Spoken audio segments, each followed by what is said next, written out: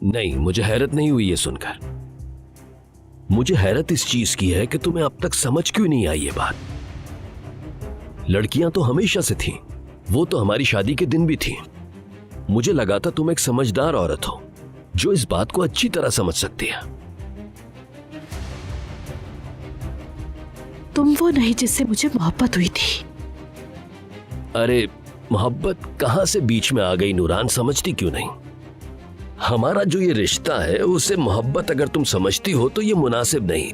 अब तुम कोई जवान लड़की तो नहीं, तो खुदा के लिए इस किस्म की बातें करके बोर मत करो मुझे। तुम अच्छी तरह से जानती थी कि किससे शादी कर रही हो। मैं ऐसा ही हूं, मुझे औरतें पसंद हैं।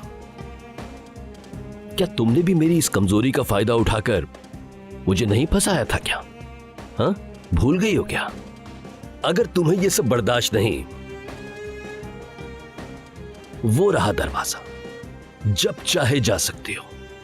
लेकिन अगर तुम रुकना चाहती हो तो मुझे इसी तरह कबूल करना होगा और तुम इस बारे में एक लफ्ज भी नहीं कहोगी। ऐसी बातों से ऊब चुका हूं मैं। ऐसी बातें और थका देती हैं मुझे।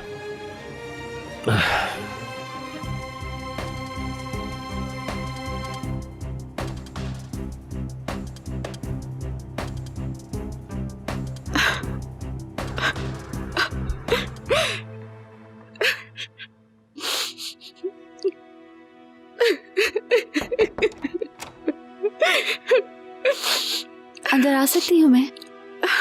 आओ बेटा, आ जाओ।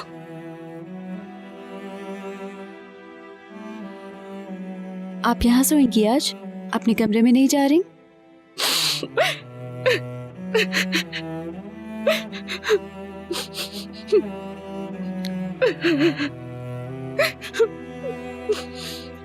शायद आपने बात कर ली। क्या जवाब मिला? और हो भी क्या सकता था अम्मी जान, मुकर गए ना वो। अब रोने का कोई फायदा नहीं है। अम्मी, आप कभी इस आदमी को माफ मत कीजिएगा। हरगिज नहीं। मैं जानती हूँ आपके दिल पे चोट लगी है, दुख हुआ है, पर प्लीज रोना बंद कर दें अब।